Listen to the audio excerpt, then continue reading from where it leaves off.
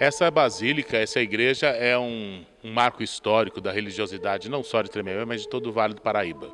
Ela remonta ao século XVII e guarda na sua forma vestígios dessa história ao longo desses séculos. Nós estamos, por exemplo, no espaço da antiga e da primitiva capela, uma igrejinha menor de caráter retangular, ampliada posteriormente ao corpo da nave principal hoje, e guarneceu-se, portanto, uma igreja de nave única com corredor lateral. É uma tipologia usual, corriqueira na arquitetura religiosa barroca do Brasil, difundida pelos jesuítas e aparece por toda a nossa região.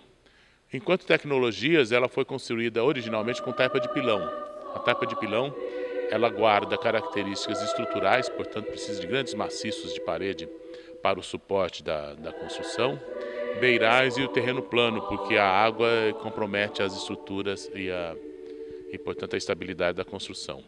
Essa igreja primitiva de taipa ainda dos primeiros séculos vai ser paulatinamente acrescida de outras intervenções. Então houve um encamisamento de tijolos, houve, por certo, uma arquitetura mais próxima ao gosto do neoclássico imperial, suplantada depois por um gosto mais eclético, principalmente com a contribuição dos italianos, que vêm para o Vale do Paraíba, reforçam a cultura do arroz, principalmente do ponto de vista econômico, e vão conferir à cidade e à arquitetura do vale uma característica de alvenaria de tijolos.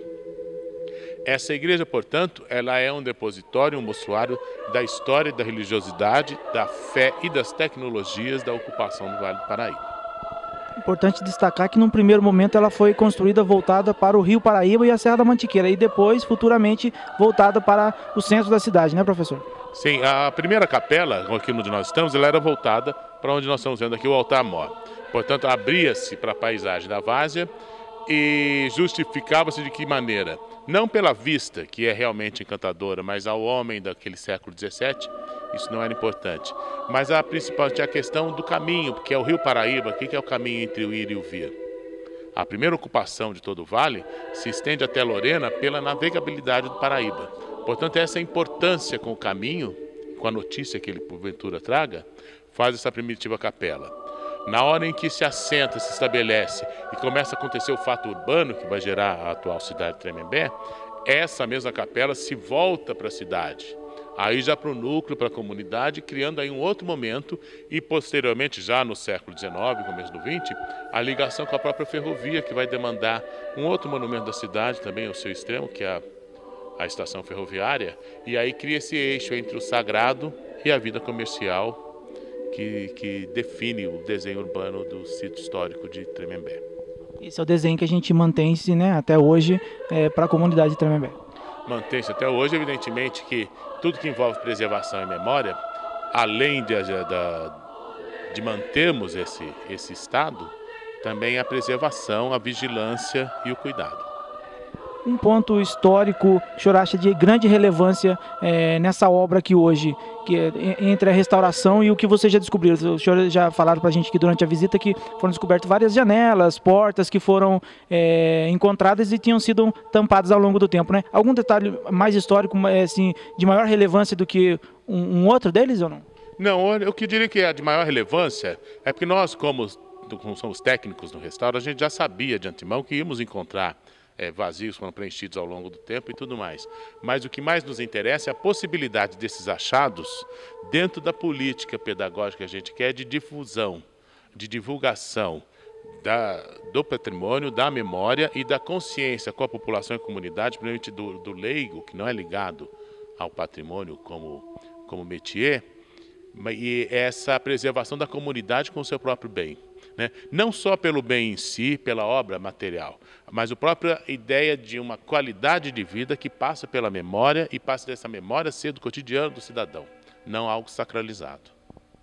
universidade foi procurada pelo reitor da Basílica, que é o Padre Vicente, diretamente na reitoria, solicitando ajuda, né? Solicitando ajuda porque a Basílica, que ele estava assumindo, na verdade, como reitor, ela estava fechada. Ela encontrava-se fechada em 2009 por um laudo técnico do IPT. Né? Então eles achou como que nós vamos usar a Basílica com laudo técnico onde as condições de estado eram consideradas precárias, a parte da cobertura, né, da estrutura do telhado, e como não podemos atender a população. Então com esse contato foi concretizado um convênio com a Universidade de Taubaté e nós fomos disponibilizados o Núcleo de Preservação do Patrimônio Cultural através de técnicos, alunos, né, e professores de outros departamentos da arquitetura, do departamento de história, da geografia, da engenharia civil, para fazermos uma análise. Começamos pela análise do laudo técnico do IPT, com a avaliação dos riscos da Basílica. A partir daquele momento, nós começamos a fazer o projeto de restauro, a avaliação das fundações, da estrutura dela, que é de taipa, do processo de encaminhamento, que ela é toda com tijolos e depois blocos de concreto, e depois na cobertura, tá? E sua inserção na questão do Vale do Paraíba. Levantamos todo o processo histórico, que o professor Benê também relatou aqui para vocês, que na verdade é através da iconografia, através das histórias orais da população e ao longo da história e dos relatos escritos, né? A partir do momento que nós confrontamos com o estado real e atual da Basílica, o processo de deterioro e com os relatos históricos, nós começamos a fazer o que a gente chama de prospecção. Prospecção são pequenas avaliações e análises em etapas construtivas do processo da construção da Basílica, para estar confrontando o estado realmente, né? Se era realmente toda de taipa, em que momento foram feitas essas modificações e o estado dessas obras. E ficamos muito contentes, nós levamos um ano, em 2012, para fazer todo esse processo. E ficamos muito contentes com esses resultados de prospecção. E fomos incentivados a mandar o projeto para o Ministério da Cultura. E ficamos ainda mais contentes com o resultado de uma aprovação quase que imediata no primeiro momento do Ministério, apoiando as ações de restauração.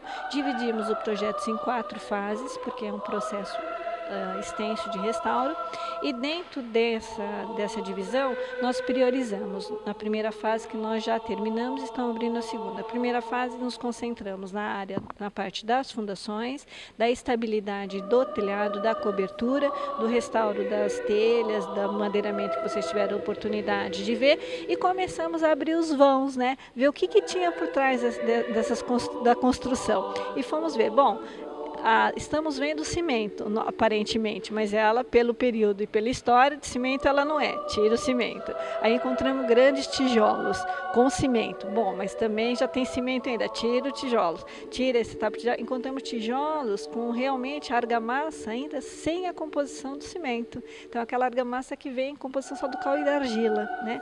Aí tiramos os tijolos e encontramos a taipa. A taipa está lá encamisada, mas ela realmente conservada. Até pelo processo de camisamento ela ficou muito bem conservada, né? E da mesma forma, essas etapas nós vamos fazendo com as pinturas, com a cobertura, com o forro artístico, como se a gente estivesse desconstruindo e tentando achar o que foi mais antigo, né? Então, quando você pergunta o que é o mais interessante, lógico que você encontra a origem. A hora que a gente se depara com a origem, ali fala, não é o que está escrito, é verdade. E é esse momento que eu acho que é o gratificante para nós, da universidade, é poder disponibilizar esses achados, digamos, né, para a população. Esse é o momento, acho que mais emocionante para os alunos e para o corpo técnico. É dar acesso. Para nós isso é muito importante. Então nós estamos nessa fase e agora a próxima é dar acesso a essas pinturas, esse forro maravilhoso, para que as pessoas realmente fiquem mais próximas. Vamos subir lá e vamos ver o que está acontecendo com esse forro. De longe parece relativamente em ordem, né? Mas sabemos que numa visão mais próxima ele está precisando de um bom restauro. E estaremos contando com essa segunda etapa com o filho do pintor, o pintor que realmente pintou o forro da Basílica. É o arquiteto Hernani, fará parte junto com o irmão da restauração do forro. Então teremos inclusive essa honra de estar trazendo para as obras de restauração das pinturas históricas um um antigo garoto, né, com os seus 13 anos, que acompanhou o pai na obra, e hoje um grande arquiteto, e ele está liderando as obras de restauro do forro artístico. Há uma previsão de término dessas obras de restauro da Basílica ou ainda não há? Está aprovado pelo Ministério, nós temos mais um ano aí pela frente, porque como na verdade ele é dividido mais ou menos em 4 meses para poder dar vazão e até o controle. É interessante porque essas obras, elas não são abertas e não fechadas, digamos. Nós temos a obrigação de dar retorno. Então foi fechada a primeira fase, isso entrega um relatório no Ministério, é aprovado esse relatório e após a aprovação desse relatório é que eles abrem a segunda fase. Isso é uma forma de controle, que é muito bom isso, porque não deixamos aquelas obras abertas eternamente. Por isso que eu falei, pô, agora é o momento da visitação. Isso realmente é bom para nós essa divisão. Então são 4, nós estamos indo na segunda, vão ficar faltando ainda mais 2, né? Mas acho que faremos todas sem problemas. A reabertura da Basílica para a cidade era algo esperado. Apesar que, ouvindo um pouco a história do pessoal, tem gente que diz que não esperava que fosse tão rápido, que fosse esperar mais. Mas nós tivemos muito apoio, tanto da comunidade, como do Ministério, como da universidade, como do Estado. Então tivemos apoios aí que foram fundamentais para que o processo fosse acelerado e nós reabríssemos a Basílica esse ano para a celebração dos 350 anos da presença da imagem do Seu Bom Jesus em Tremembé e Vale do Paraíba. Então foi graças ao apoio de toda a comunidade e também dos parceiros. Desde a reabertura permanece aberto, todos os atos litúrgicos acontecem no santuário, acontecem na Basílica. Aos domingos são 6 celebrações, às 7 da manhã, às 8h30 e às 10, às 17 e às 18h30 e às 20 horas. Então 6 celebrações dentro da Basílica. E no sábado nós temos 3 celebrações, uma às 7 da manhã, às 15 horas e às 19h30 horas. Sendo a das 15 horas, então a missa dos peregrinos, né? Então todas as celebrações vêm acontecendo dentro do santuário. Por enquanto não houve necessidade ainda de recuo, né, que a gente espera que não precise, mas se for necessário a gente faz isso de acordo com a necessidade. Mas acreditamos que é possível a gente ir interagindo junto com o restauro e as próprias atividades do santuário.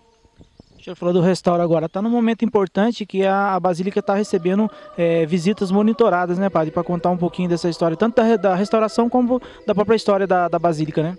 Isso é mais um momento histórico, né? É um momento valioso para a nossa comunidade, para a comunidade tremembeense, poder então conhecer não só a Basílica, mas o entorno, onde ela se encontra, ela está situada, né? Então ela é importante para a população e é interessante que tem todo um meio ambiente, né, que está também ao seu entorno, que conta a história. E depois os elementos construtivos da própria Basílica, que então vai, ao longo do período, vai podendo contar. E de forma com que os alunos vai então interagindo no processo formativo, contando com esse valioso objeto, né, de estudo e de aprofundamento. Além de um pouco da religiosidade, e os alunos que visitarem aqui, né, quem visitar aqui no modo geral, terá aí uma grande aula de história, conhecendo um pouco da história tanto da igreja quanto da cidade de Tremembé. Exato, é isso mesmo. A Basílica ela é ampla nesse sentido, ela não é só a parte religiosa, mas ela tem todo um aparato, né, que vai dar suporte também para os alunos de história, de geografia, né, e outras áreas também da educação, da formação.